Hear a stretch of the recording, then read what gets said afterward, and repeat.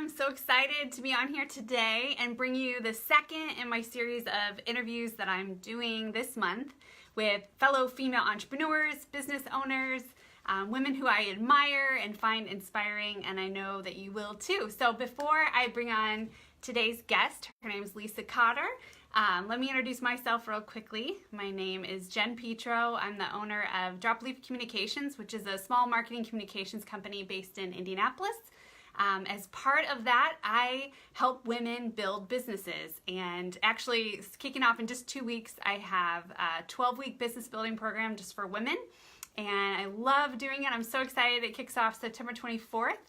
So if that's something that you might be interested in checking out, you can go to dropleaf.co and check that out. And actually last week, as part of these interviews, I interviewed a fellow entrepreneur, and that interview is posted on the website if you want to go and listen to that.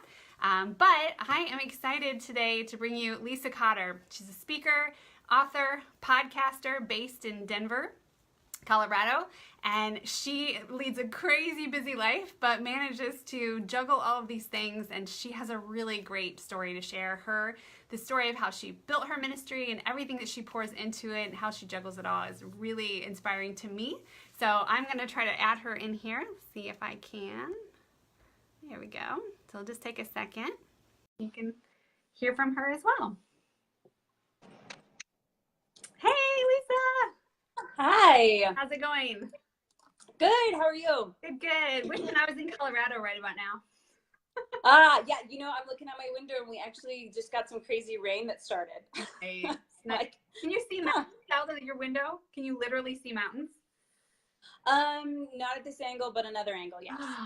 Like that would be, I live in the flattest, well, not the flattest state, but one of the flattest states ever. So I'm always just like have mountain envy of all my friends from the West Coast. So yeah. Well, thanks for being willing to have on here. I talked about you a little bit in terms of your background, and you and I met as part of Mastermind about a year and a half ago. So that's how I know Lisa.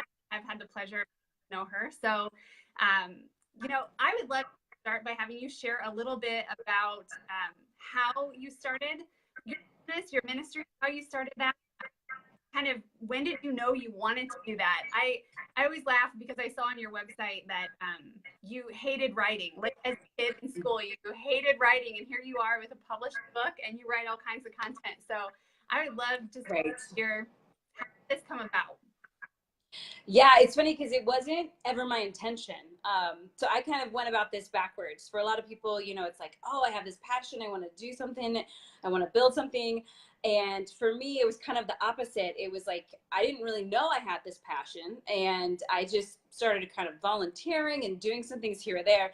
And then all of a sudden it started to grow. And then all of a sudden it was like, oh, like I probably need to make this official. Like there's stuff when you have a business that I wasn't doing, like tax stuff. And like, I probably need a website. So like, it kind of was kind of this backwards thing. So yeah, it was really a call that was very much apparent to me. And so I don't say like, oh, I'm trying to like get ahead. I feel like I'm trying to catch up. Like, there's all these things that, just kind of, it's this like passion that I didn't know I had that just kind of organically happened. And I feel very grateful that it did. Yeah, I think so many people can relate to that. In fact, I've referred to myself as an accidental entrepreneur before, where it's just like, I don't know what I was doing either from a business perspective. And it just sort of, if you follow your passions and keep moving toward that, like that's exactly what happens. And I didn't even mention earlier that,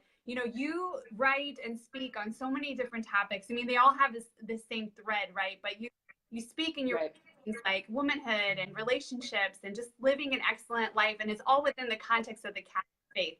So I should have said from the get-go. So certainly that is kind of where a lot of this was born then, out of your faith. And, so yeah. How long ago was it when you really started kind of making this official and taking steps toward the ministry? Yeah, it all kind of started in 2010. I spoke at a conference for a ministry that my husband was working full-time for, and they just needed volunteers. And so I was like, I could give a talk. That'd be really fun. And So I give this talk. It was to 600 men back to back to two different groups. I got a $35 thank you card, like with cash, which, was dinner basically because we were at a hotel. And it ended up that talk got turned into a CD, and they started putting it in the back of churches. And so like people started calling and being like, hey, do you want to come and speak? I'm like, I don't do that. I did that once, like, but it was just like for fun. And so I kept getting these requests. And so really it wasn't until like 2015 is when, so I was kind of like halfway doing this for 5 years, like just randomly here or there. And then in 2015, the idea for my book came along. And that's when I knew, like, okay, if I'm going to have a book, I should probably have a website. So, yeah, this needs to be official at this point. So that's when I really started to start to nail things down and started to kind of come up with, like, what am I going to call this? Because I didn't want it to just be like lisacotter.com. Like, and people do that. And that's totally great. It just wasn't the way I wanted to approach it. And so, it just this whole side of business all of a sudden became a reality that I had to face. So that is so funny. So once you started kind of like seeing this momentum or feeling like, wow, maybe this is turning into something, like, at what point did you realize, like, oh, this is the thing? Like, was there a moment, or did that just sort of happen? Yeah, it was definitely a moment. I had given this talk at a conference. It was like 4,000 women. And like, I didn't even have a website. I'm like, how did I get on this stage without any kind of like prep or, like, I'm like, I really don't have any business being here, But it was after that event that it was like, okay, like this is really like something's moving here, something's happening here, and I need to respond to it, as opposed to, I mean, like people would try to find me, they had to like know a friend who would give them my email, right. Like they were trying to get to me in these weird ways. And I was like, I should probably like have a place where someone could contact me. So I love that. Yeah. I love that. I think that's so good to hear that, because I do think that's a reality for a lot of people when they're starting something, that it just sort of happens and it unfolds like that step by step. And I think that's good to hear, because I think so many people that like have a little, a dream about doing something like this or a passion or something, but they're so terrified because they feel like they have to have like a formal business plan and they have to have, all of these things in place. And so I think it's just good to hear from somebody that like sometimes you just have to take steps, and just see what happens and let things kind of unfold. So I love hearing that. Is great. Yeah. You didn't have any formal speaking training, like official formal? No, I had no speaking training. I had no business background. I knew nothing. It was like, it was just a lot of phone calls to friends who were doing things, and a lot of researching online, which maybe isn't the best place to go. But, right. I'm like, how do you start an LLC? Like, where's that webpage? Yeah. I love that story. I mean, clearly you were a gifted communicator to begin with, and so it's not like you were starting from scratch. But that's it's such an inspiring story just to hear the way you just took these little steps and just kept going with it. So, what were some of the biggest hurdles then as you kind of started? You kept going and you realized like this is the thing. What were some of the biggest challenges for you? I think laying the business foundations for me just felt very overwhelming. Like it felt like, oh my gosh, like when the taxes, and IRS are involved, I'm like, I'm going to mess this up. Like, is it really worth it? Like, I'm going to end up in jail because I didn't know what I was doing, right? Which I haven't. We have a CPA now, so we don't end up in jail. Had to do that.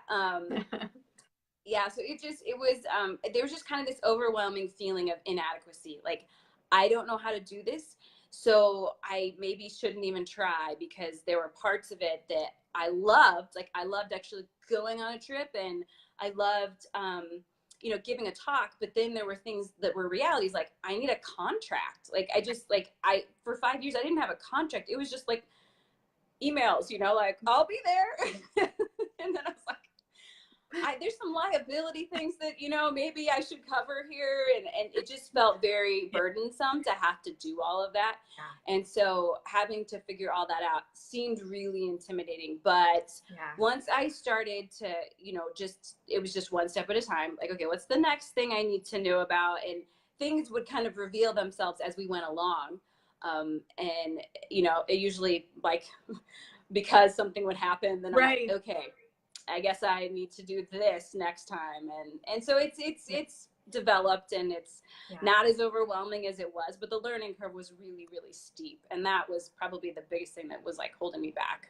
Yeah, absolutely. I think that is so true, where it's just like something breaks, so okay, we got to figure out how to fix it, or like, you know, having to realize like, oh, I probably should call a lawyer and get a contract, or like, I mean, I resonate with that story in such a big way, where it's just like, you just have to learn by trying. And if you fail, you get back up and keep going again. Yep.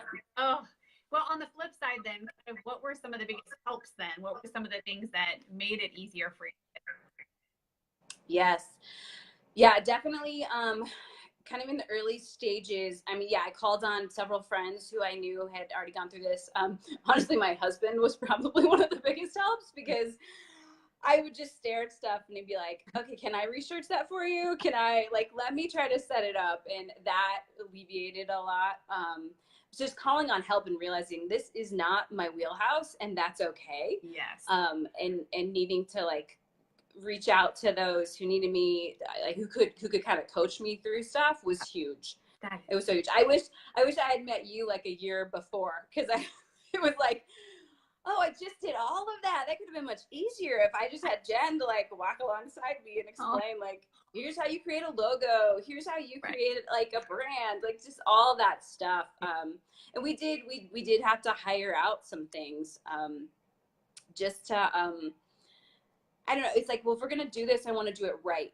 And I want to do it once, and hopefully not do it again for 10 years with a lot of, you know, website stuff and things. And learning a website. I was like, oh gosh, like, that doesn't sound like fun to me, but just got to call on people. You can't do it all. That is so the truth. And I think, I don't know why, but I feel like so often when you're starting something, you're an entrepreneur or whatever, you feel this responsibility for some reason to do it all yourself. I don't know why that is, but it's true for so many people, where you feel like, I should be able to do even things that you could, like, you could dabble in, or, like, you know enough about to be dangerous, like making a logo or something like that. I think that the temptation is like, we should just do it. I should just do it myself. And I think that you were so smart to figure out what are those areas that are maybe not the sweet spot. You could do it, like, you could probably figure it out, but, you know, freeing you up to be able to do what you do best and not be needs of stuff that's outside your house. I think that's one of the hardest lessons for people to learn. But once you learn that, you learned it early on. You learned it early compared to most people that I hear their stories. I think for a lot of us, it takes years before you realize, this is nuts. I should be not doing any of these things. You know, finding those people, like you said, who come alongside you. And I mean, that looks like, I mean, I'd love to hear just from your, like, practical perspective what some of those people are. Like, I assume not just business stuff, but even like helping with your kids, or, you know, all kinds of things. Oh yeah, definitely. Yeah. There was definitely, like, there was like, I had to, like, hit a moment where I realized, like, I can't do everything. And that's not just, like, business ministry wise, but just like life wise. So I had to make some trades. So, some things, for example, is like, we have a house cleaner, like, you know, and kind of the way I view that is like, well, I can go and I can, like, either I can spend my time, like, cleaning my house, which is a good, noble, great thing, or I can outsource that, and I can go talk and provide somebody with an income and provide them with the ability to you know, have work, like, and so it's kind of like a trade. Like, anybody can clean a house, but not everybody can go and give a talk, right? So, like, I kind of had to decide, like, what are those things that, like, I could outsource? And then there are some non-negotiables for me, like, like, day in and day out childcare is not something that, like, I feel like I can outsource. So when my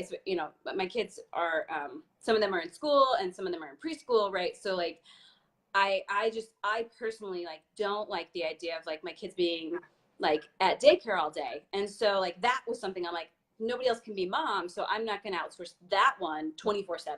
But I do have some help, so I have some time. Yeah. So I can think and uninterrupted. And so it's just kind of like figuring out like those kinds of things, like home life wise, and then business wise. Like we have a CPA. The finances was something that just we got in over our heads to the point where I just was like, this is too important for me to try to like figure this out myself. And then the web stuff too. There are great websites where you can create a website, but that wasn't the direction that I wanted to go. I had actually done like a mommy blog years before, and that was good. But what I needed was too complicated for a free website, because I needed people to be able to like, contact me through a form, and I need to be able to like put up video and a podcast and all that kind of stuff. Yeah. So it's a little too, yeah. So I have a tech guy who does all that. Love it. And then a graphic designer who does stuff for me when I need it, which isn't that often right now. So. Right. I love that.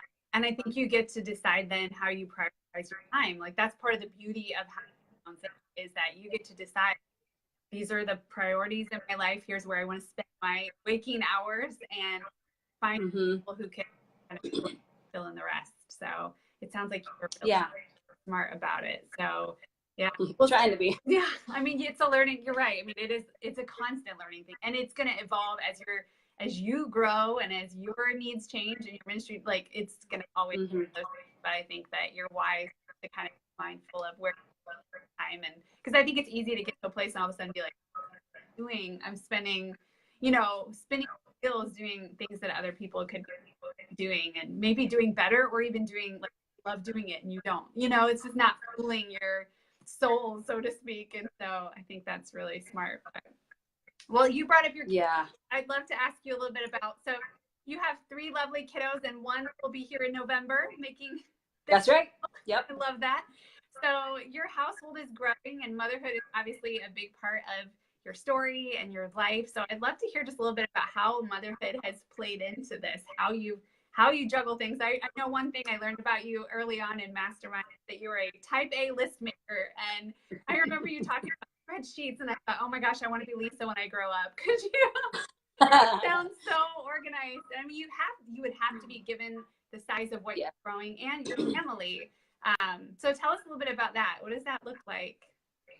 Yeah, so our family is interesting because the way that our family has grown has been like over a long period of time. So like my oldest is 12, and then now we're having this one, and this is our second 5-year gap.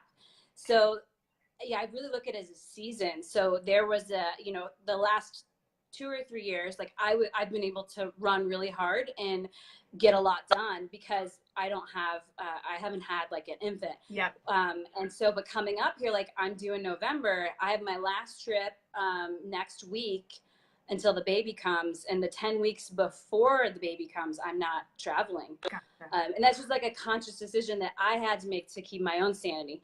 And so I look at it, as these are seasons. It doesn't mean like, well, now that we're having a 4th, I guess I can't ever do this again. It's just, I'm going to have to take a step back. And that's the way that like I do it. But, and part of that's just that's kind of the way our family has grown. And that's allowed me the freedom to have like breathing seasons where I can build stuff and work on stuff and get to concentrate. So like I wrote my book, when my youngest right now was like 2 to 3 was when I was writing that book, and I was actually getting ready to write another book, and then we found out what we were expecting, and we were like, so that book's on hold. Like, okay. So I really like, I don't live in a fear of like, well, if I don't do it now, then it'll never happen. Yeah.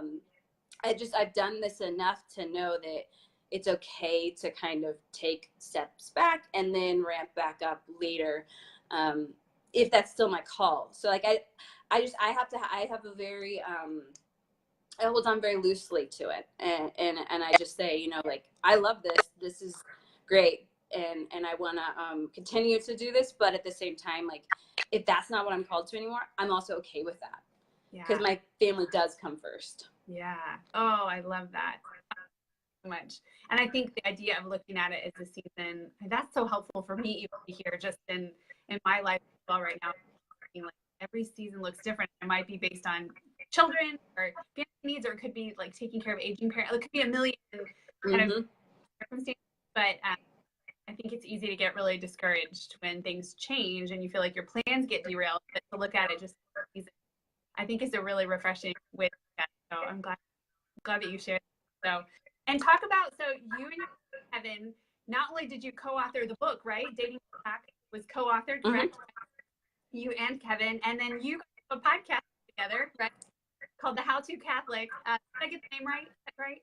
Yeah, that's it. Which I think is so fun that you guys do these things together. So I would love to hear, like, how is that? Is it so much fun? Like, what is that like working with your spouse so closely? Yeah, for us, it's really fun. I know for some people it would be a nightmare. Some couples, it's like, let's keep as far away from each other as possible when it comes to like work stuff. But for us, it's super life-giving. We've always been the kind of couple who like we have a family mission. I think we have a mission together. And that's just how it's always been.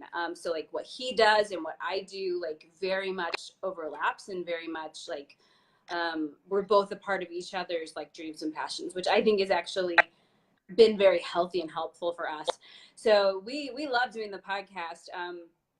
It's a great, I mean, I know for some people it's like, so that's how you have fun together. We're like, yeah, like talking about episodes and like coming up with, you know, what we're going to discuss. And like, it actually like really pushes us to grow together, because it makes us have real conversations that aren't just about like house and home, which there's a time for that, but also like we intellectually like are, you know, like thinking together and processing together and talking, and the podcast like brings that out. And so it's really fun. So yeah, there's seasons, you know, like we're like in a season of intensity right now. So like my husband just changed jobs after 11 years. We just moved. And unfortunately the house that we bought, I'm allergic to it. So it's been a little insane. Like it physically was making me ill, and we couldn't figure it out for a long time. Anyway, so pet dander. So now we have HEPA filters, and I'm on Claritin, and we're getting ready to tear the carpet out and all this stuff. And so we just took, oh yeah, that's right. And I'm pregnant. And I have a business that I'm still keeping up. Right. So we just didn't podcast for 6 weeks. It was just like, sorry. Like yeah. And then we got back into the swing of it a couple weeks ago after the move, and like once the equipment was taken out of boxes and stuff. Right. But that's just the holding on loosely thing. And we do it together. And so it doesn't feel like a burden, because it has its place and we love it, but we also don't let it like control us. And we honestly have some freedom in that, because that's not an income source for us, like directly. Yeah. So it's not like, you know, somebody's paying us to do the podcast. But we see it as like an extension of what we do. And it's a great way to stay connected because he's on the road sometimes too, speaking, and he has books. He has a new one coming out in September. And so, you know, that's a way for us to continue to connect with the people who have read our books, or people who we've been able to see when we travel and speak and stuff. And so for us, it's just a joy to get to keep up with people in that way. That is awesome. I love that. So how do you deal with when you're in these seasons of intensity? And I'm sure this isn't the first one you've ever been in. It might be the most intense. But what are some practical things that you do just to stay level and stay sane and healthy? Yeah, I wish I could say we're really good at it. We have moments where we're really good at it, but we also have moments where we're terrible at it. And it's just like, I just want to like throw it out the window and be like, I'm just going to watch Hulu and take naps. Like, I'm done, you know, like I quit. I don't want to, you know, deal with this anymore. And I should say that my husband does have a full-time stable job. And so there is, you know, some freedom there that we have that maybe somebody who's a single person doing entrepreneurial work, or if they're the sole breadwinner, right? Like there's a little bit of a difference. So there's like legit, right? So for us, a lot of what I do is like icing on the cake, and fun when we can, you know. So how do we deal with it? Well, for me, a big thing for me is having quiet time each day. Having time just for meditation and for prayer, and just to kind of clear my mind and focus on, okay, I actually am not in charge here, and that's a freeing thing for me. So spending that time is step one. But I tend to let that go when things get really busy, which is when I need it the most, and that's when things start to fall apart for me, because I just get angry and I get, every little thing bothers me and annoys me. So there's that. We also make it a really big priority for us to, as a couple, to make sure that we have time together, which is a luxury. And I know not everybody can do that, but just like a couple of days ago, Thursday, Friday, Kevin took off from work and we got a hotel Thursday night downtown, and we just we had a little mini baby moon. Yeah. And it was like 48 hours, and it started with carpet shopping because we have to get new carpet. So, I mean, it wasn't like ideal all around, but like we did just get away and we slept in. And so we have to when we know okay, we're working really hard. So we need to make sure that we're also taking breathers and fight for that. So yeah, in the midst of the craziness, that was a priority, so we just kind of have to figure out what keeps us sane and fight for those things. Yeah. Oh, that's good.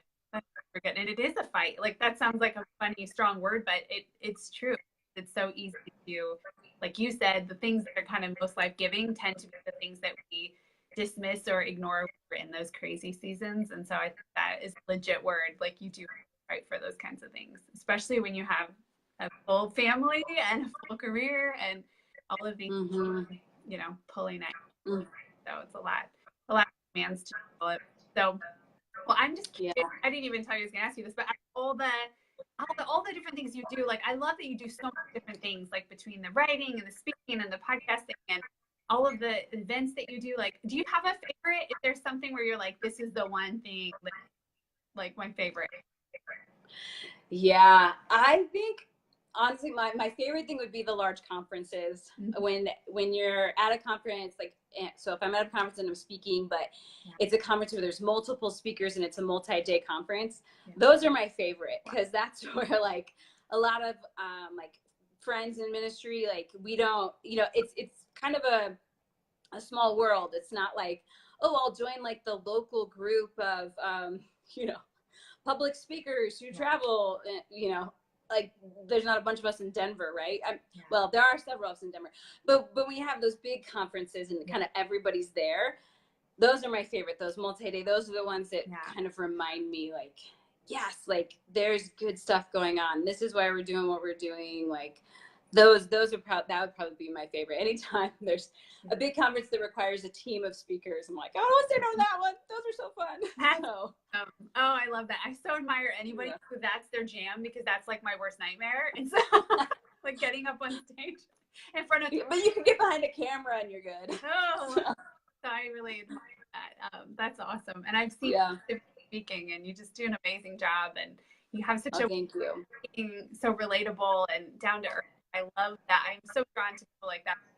You're not pretending to be someone that you're not. You're just bringing your full self to the table, and I think that's beautiful. So I love that. My last question, I would love just to ask you. So many good people that I get to work with all the time, women particularly, have a passion or talent or a dream, and they are just maybe in that spot of not knowing what to do first, but also slightly terrified by the whole thing. So I would love to give any advice or tidbits that would be helpful for that kind of audience, of somebody who is maybe afraid of that next step or just is afraid of failure in that way. What would you say? Yeah, I think, gosh, there's so much I could say on that. I think coming back to what I said earlier, I think for me, what's given me freedom is to hold on loosely and to realize there's something bigger going on than just me. If it is meant to be, if I'm putting in the time and the energy and the effort, it will be blessed and it will be rewarded. And if it's not, that's okay. That doesn't mean you're a failure. It just means that there's another direction for you. But if you don't take those next steps, you'll never know. Yeah. And so I think it's giving yourself the freedom to strive for it. If you feel yep, this is the way I need to go, okay, go for it. But also it doesn't mean that you failed if it doesn't turn into this smashing success that you hoped. That might just be part of your process and part of your journey that's taking you to something different that you are supposed to be doing. And you would never know that. But if that passion and that burning is there on you, you need to prudently, don't just like sell the farm. At least we didn't, and I wouldn't suggest like, you know, like go $100,000 in debt, you know, like for some people, I guess that's what they do. But that for us, it was like, we're going to do what's prudent and smart and say yes to these things. And just know that if it doesn't come together, that doesn't mean that you failed. Yeah. Oh, that's good. I love that. I love that. Well, Lisa, you were so kind to give us some of your time today. And I would love for people to learn more about you to madetomagnify.com. Is that right? Made to Magnify. Yeah. And check out your book, Dating Detox. Just looks like an amazing book. But where else do people go to find out about you? I mean, probably social media is the place where most of us hang out these days. So I'm Lisa Ann Cotter, Ann with no E, is my handle for Twitter and Instagram and Facebook. That's kind of where you can find me. I have like a public figure page that's Lisa Cotter. This is my like friends only page right here. So good. I'm feeling all right now. Yeah. Well, I would encourage people to go check you out. I mean, I love following you on Instagram. Again, you're just like, you bring your real life. You get to see pictures of your kids and just like see what's going on in your world. And I think you're such an inspiring person. So I appreciate you taking time. You're so welcome. So, all right. Well, you enjoy the rest of your day in Denver, and we're going to be waiting for pictures of a baby to come in November. That's right. Yeah. Okay. Take care. Thank you. Thanks, guys.